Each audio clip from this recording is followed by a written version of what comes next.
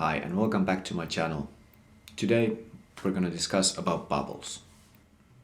Economic bubbles are mysterious things. The foundational element of a bubble is that an asset is overpriced due to unlikely and overly optimistic future expectations. While this much is shared, identifying a bubble is a difficult task. For example, there are of course many warnings that the US housing prices, tech stock, or cryptocurrencies have to them qualities that can be described as bubbles. But I don't have the expertise to claim whether or not these contemporary things are in fact bubbles or not. There are many voices who have made these claims, and some of them have been correct in their predictions. What can be said with a bit more certainty relates to historical examples.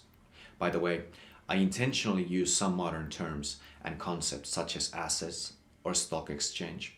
Now I know that in the context of 17th century, this is not the correct way to use these terms, but for our purposes here, it's okay.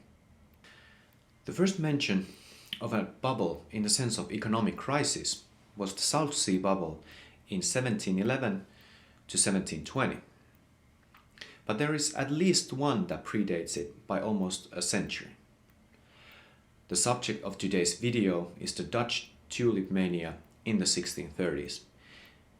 And it is indeed a textbook example of a bubble. Mania was the commonly used word to describe a pattern of bubbling events before the South Sea bubble, and manias were perhaps not common but recurring events already during the Middle Ages. The Tulip Mania ran from 1634 to February 1637. Tulips were in fashion, an object of fascination in the Netherlands, and people started to get really excited over rare and exquisitely beautiful specimens. The central market was the Amsterdam Bourse, that is the stock exchange, which was based on a model developed in Antwerp. It was an early modern marketplace not only for tulips but all sorts of commodities. To give you a rough idea, in the 1630s there were about 300 products that were sold in the Amsterdam Bourse. By 1685 the number was more than 500. Even though the Bourse was the main place of exchange, as the bubble grew and people who did not have access to the Bourse got more involved, the buying and selling was transferred also to unofficial and informal places. So for about 4 years, give or take a few months, the Dutch had acquired, bought and sold tulips. The prices were at best over 6,000 florins, and to put that into perspective, with 6,000 florins one could buy 2 houses in the 17th century Amsterdam. The problem was that many of the people never saw the bulbs. People were not making deals on the current value they saw fit for the flower, but rather on the future expectations of those prices. They were trading with limited experience, but with great expectations and trust, and after a while, the bulbs began to rot. Be the rot physical or just financial, the bubble burst spectacularly in 1637, and the previously precious bulbs became toxic assets. Does this ring any bells? Kind of like those derivatives in 2008 or crypto in 2022? No, nothing like that? Maybe this time's different. No? Okay. Of course, this whole mania thing did not go unnoticed by the contemporaries.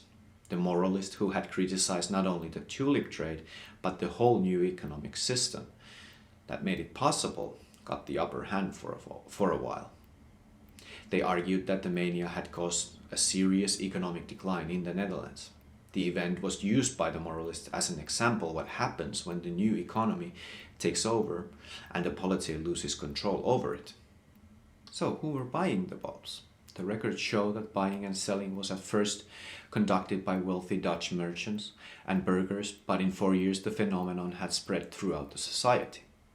There obviously were personal disasters, as people had invested their money into an asset that was well compromised.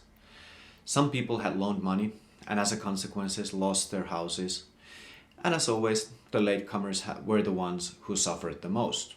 These points of social and cultural history are of course important, but they are only one aspect of the story.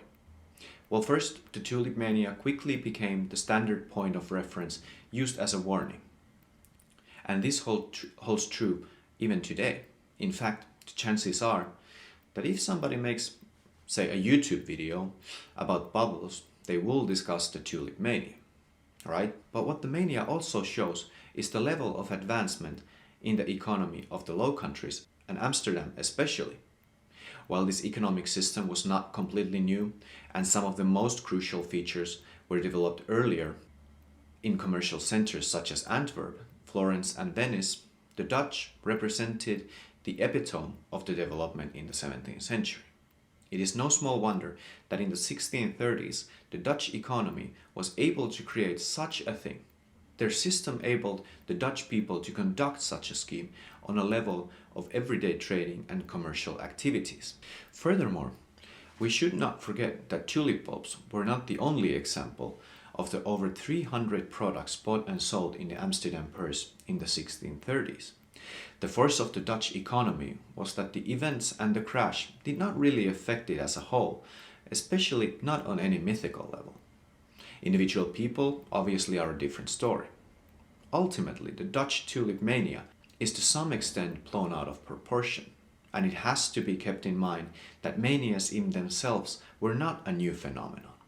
It is, however, true in the Dutch case that the scale and impact were to a certain degree unprecedented.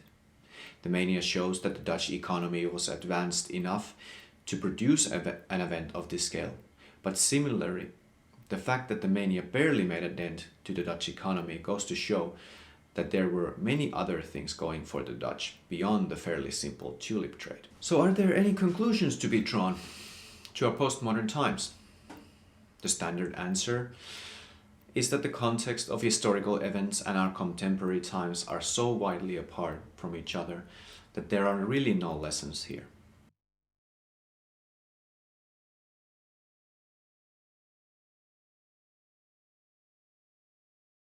Furthermore, I am certainly not qualified to give financial advice. However, perhaps there is one universal lesson, which is that one should bet only the amount that one can afford to lose. But I'm pretty sure that this lesson predates the 17th century Netherlands. And so we have arrived to the end of the episode. Before I go, I wanted to say my apologies for the long break between the videos. There were some events that I had to prioritize over the channel, and before I am able to do this channel full time, dry spells such as this are bound to happen.